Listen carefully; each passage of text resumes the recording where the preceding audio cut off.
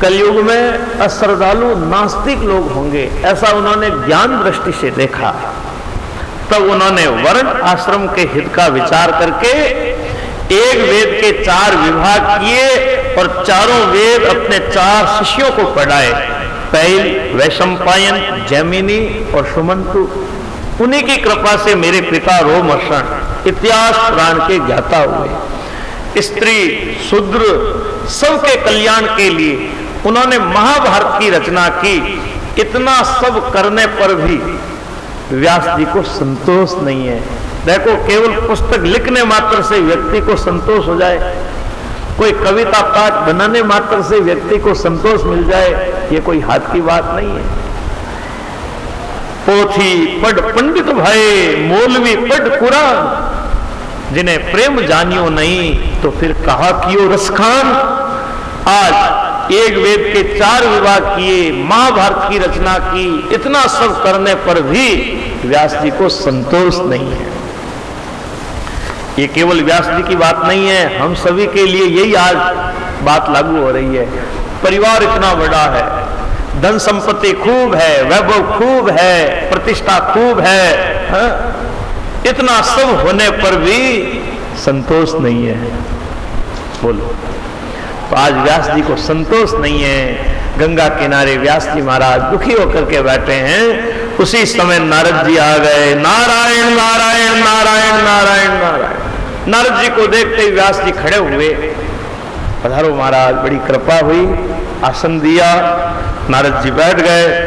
देखो, नारद जी ने व्यास जी को देखते ही क्या कहा? शरीर तो ठीक है, जो कुछ करना था आपने सब कुछ किया, जो कुछ जानना था आपने सब कुछ जाना, फिर अपने को अपूर्ण मानकर ऐसे दुखी क्यों हैं? देखो, व्यक्ति के हृदय का भाव उसका मुंह बता देता है क्यों दुखी हैं। तब देखो, व्यास जी ने नारद जी से कहा, आप तो भगवान के परिकर हैं, आपसे क्या छिपा हुआ है? फिर भी मैं आपकी आज्ञा से कहता हूं महाराज, सब कुछ होने पर भी संतोष नहीं है। देखो, यदि जीवन में संतोष नहीं है तो सब कुछ भी नहीं है, और कुछ भी नहीं है संतोष है तो सब कुछ है। आज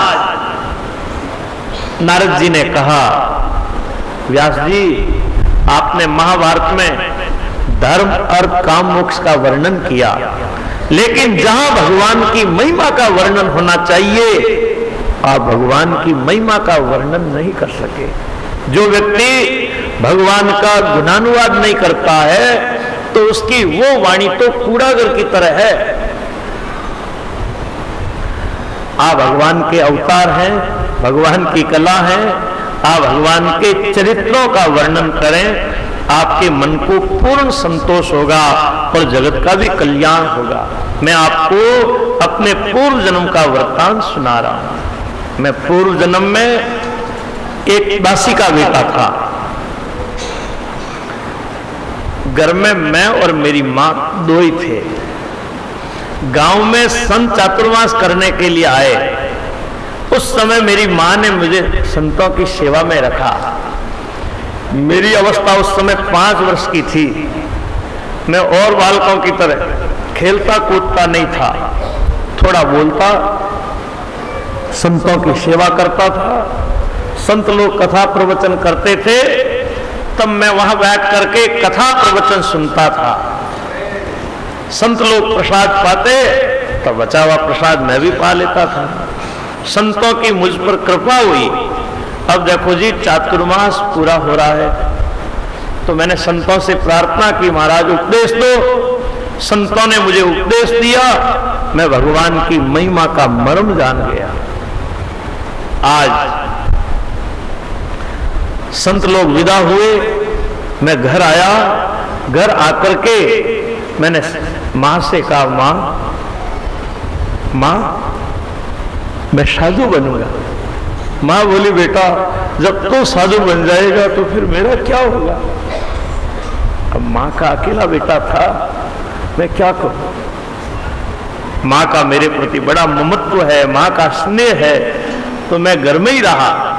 एक दिन क्या हुआ, कि शाम के समय माँ गाय दूहने के लिए बाड़े में गई तो रास्ते में एक सांप ने माँ को डस लिया, जहर से माँ की मृत्यु हो गई। यूं ही माँ मर गई। मैंने भगवान की कृपा मानी, माँ की अंत्येष्टि क्रिया कर दी। अब घर में कोई दूसरा तो था नहीं, मैं चुपचाप घर छोड़कर उत्तर दिशा की तरफ निकला। कई देश, कई नदी, कई गांव, कई वन उपवन सबको पार करते करते सुने जंगल में पहुंच गया। चलते चलते थक गया, भूख प्यास लगी। आगे एक नदी का किनारा आया, वहां जाकर मैंने हाथ पैर धोए, मुंह धोया, जल पिया, वहीं मैंने स्नान की, मेरी थकावट दूर हुई। वहीं नदी के किनारे एक पीपल का पेड़ था, पीपल के पेड़ के नीचे मैं संतों के बताए उपदेश के अनुसार वहां प्रभु के स्वरूप का ध्यान करने लगा। उसी समय परमात्मा मेरे हृदय मंदिर में प्रकट हुए। मुझे बाह्य ज्ञान बिल्कुल नहीं। थोड़ी देर बाद वो भगवान की छवि हृदय से अंतरित हो गई। अब मैंने उस छवि को देखने के लिए खूब चेष्टा की, लेकिन भगवान का वो स्वरूप मुझे दिखा नहीं। बड़ी व्याकुलता हुई। उस समय आकाशवाणी हुई, अब कचरे योगी को मेरा दर्शन नहीं होता है, अभी तेरी वासनाएं मिटी नहीं है। इस शरीर का त्याग करने के बाद तू मेरा पार्षद बनेगा, प्रलय काल में भी तेरी स्मृति नष्ट नहीं होगी। अब देखो साहब, आकाशवाणी बंद हो गई। मैंने प्रणाम किया, भगवान के नाम का गान करता हुआ पृथ्वी पर घूमने लगा। हमेशा काल की प्रतीक्षा में रहता था। एक दिन काल सामने आया, मेरा पंच भौतिक शरीर पृथ्वी पर गिर गया। मैं भगवान का पार्षद बनकर वीणा बजाते, हरिगुण गाते वहां से रवाना हुए। नारद जी धन्य है जो भगवान की कीर्ति गाते हुए दुखी जीवों को अपनी वीणा के स्वर से आनंदित करते हैं। नारायण नारायण नारायण श्रीमन नारायण नारायण नारायण श्रीमन नारायण नारायण नारायण श्रीमन नारायण नारायण नारायण भजमन नारायण नारायण नारायण भजमन नारायण नारायण नारायण भक्ति नारायण नारायण नारायण भक्ति नारायण नारायण नारायण लक्ष्मी नारायण नारायण नारायण भक्ति नारायण नारायण नारायण श्रीमन नारायण नारायण नारायण श्रीमन नारायण नारायण नारायण हरिहर नारायण नारायण नारायण हरिहर नारायण नारायण नारायण ओम नारायण नारायण नारायण ओम नारायण नारायण नारायण आनंद कंद भगवान की। ऋषि लोग बोले, सूत जी महाराज, जब नारद जी वहां से रवाना हुए, फिर व्यास जी अपनी कुटिया पर क्या करते हैं? सूत जी बोले, ऋषि लोगों, सरस्वती नदी के पश्चिम तट पर सम्याप्रास व्यास जी का आश्रम है, वो बद्रीवन, वही व्यास जी का आश्रम। व्यास जी आचमन करके वहां बैठकर उन्होंने अपने मन को एकाग्र किया। तब देखो उनको माया और पुरुष का दर्शन हुआ। ये माया सब अनर्थों की मूल है और अनर्थ की निवृत्ति है वो भक्ति के द्वारा होती है। अब उन्होंने देखो भागवत की रचना की। भागवत सुनते हैं तो मनुष्यों की भगवान के चरणों में भक्ति हो जाती है। भागवत सुनने से दुख मिटता है, भागवत सुनने से मोह दूर होता है। भागवत सुनने से व्यक्ति भय मुक्त हो जाता है। ऐसे देखो भागवत की महिमा है। कई लोग बातें करते हैं, मैं सुबह कह रहा था ना कि लोग बार बार बोलते हैं भागवत सुनने से क्या होता है। अरे जब आपने मिश्री खाई नहीं तो मिश्री का स्वाद आपको कैसे पता लगेगा कि भागवत सुनने से क्या होता है। तो मैं कहता हूं कि भागवत सुनकर के देख लो। भागवत सुनने से दुख, मोह, भय ये सब दूर हो जाते हैं। व्यास जी के बेटे श्री सुखदेव जी महाराज निवृत्ति मार्ग में लगे हैं। ग्रंथों के अध्ययन से, अध्यापन से उनका कोई संबंध नहीं, लेकिन वे भगवान के गुणों से आकृष्ट होकर के पिताजी से भागवत का अध्ययन करते हैं और वही उपदेश उन्होंने देखो परीक्षित जी को सुनाया। सूत जी कहते हैं, ऋषि लोगों, अब हम राजा परीक्षित के जन्म कर्म, उनकी मुक्ति और पांडवों के महाप्रस्थान का वर्णन करेंगे। आपके सभी प्रश्नों का उत्तर हो जाएगा। सुनो, जब महाभारत में कौरव और पांडवों की सेना के बड़े बड़े वीर मारे गए, भीम के गदा प्रहार से दुर्योधन की जान टूट गई। अब अश्वत्थामा दुर्योधन के संतोष के लिए द्रौपदी के बेटे नींद में सो रहे थे, उनके माथे काट। अब द्रौपदी विलाप करने लगी, रोने लगी। तब अर्जुन ने द्रौपदी को सांत्वना दी, तो दुख मत कर, मैं अश्वत्थामा का माथा काट कर लेकर आता हूं, तो उसके माथे पर बैठकर अपने माथे के बाल धो लेना। अब अर्जुन अश्वत्थामा का पीछा करता है। अब अश्वत्थामा ने देखा अर्जुन मेरा पीछा कर रहा है। अब वो घोड़े पर बैठ करके बड़ी तेजी से भागा, जैसे रुद्र के डर से सूर्य भागे थे।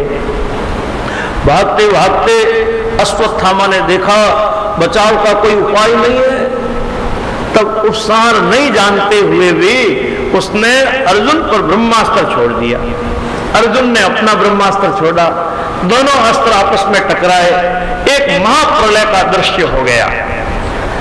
अब भगवान ने आदेश दिया, अर्जुन ने भगवान के आदेश से दोनों अस्त्रों को खींच करके शांत किया, अश्वत्थामा को बांध लिया। अब भगवान रास्ते में अर्जुन से भगवान की, भगवान बोले अर्जुन अश्वत्थामा को मार दे। अर्जुन ने सोचा गुरुजी का बेटा है, अब अश्वत्थामा को मारा नहीं, पशु की तरह रथ से उसको बांधकर जो इस शिविर में लेकर पहुंचा, पशु की तरह अश्वत्थामा को बंधा हुआ देखा तो द्रौपदी को दया आ गई। माताओं बहनों के हृदय में दया भाव रहता है। बालक गलती करता है, पिताजी जब उसको पीटने लगते हैं तो माँ जाकर छोरे को गोद में ले लेती है। माँ के हृदय में दया भाव होता है। तो द्रौपदी ने अश्वत्थामा को ऐसे पशु की तरह बंधा हुआ देखा तो बोली मुच्यताम मुच्यतामेसा ब्राह्मणो नितराम गुरु। अरे इसको छोड़ दो, ये गुरु जी का बेटा है, हम लोगों के लिए गुरु तुल्य है, जिनकी कृपा से अस्त्र शस्त्रों का ज्ञान मिला। बेटे के रूप में ये साक्षात द्रोणाचार्य है। अरे इसको मत मारो, देखो मेरा बेटा मर गया, मैं रो रही हूं, ये मर जाएगा तो इसकी मां भी रोएगी, अरे इसकी मां को मत रुलाओ। अब देखो द्रौपदी की बात का युधिष्ठिर आदि सभी अनुमोदन करते हैं, लेकिन भीम को ये बात सहन नहीं हुई। भीम बोला नहीं नहीं, ऐसे दुष्ट को तो मारना ही ठीक है।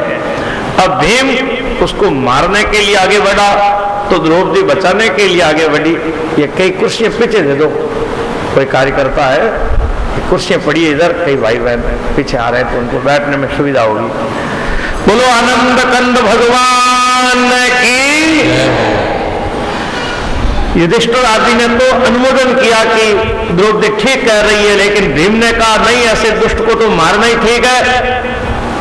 अब भीम अश्वत्थामा को मारने के लिए आगे बढ़ा तो द्रौपदी उसको बचाने के लिए आगे आई। तो भगवान ने 4 भुजा धारण की। बोलो 4 भुजा भगवान की। 2 भुजा से भीम को रोका, 2 भुजा से द्रौपदी को रोका। भगवान के सामने भगवान ने अर्जुन को कहा, देखो अर्जुन, अधम ब्राह्मण भी वध योग्य नहीं, लेकिन जो आतताई होता है, शस्त्रधारी होता है, वो वध योग्य होता है। वही काम करो जो द्रौपदी को भी ठीक लगे, मुझे भी प्रिय लगे, और तुमने जो प्रतिज्ञा की वो प्रतिज्ञा भी पूरी हो। अर्जुन भगवान की बात को समझ गए। भगवान की बात सुनते ही उन्होंने क्या किया, अश्वत्थामा के माथे से केश सहित मणि को उतार लिया।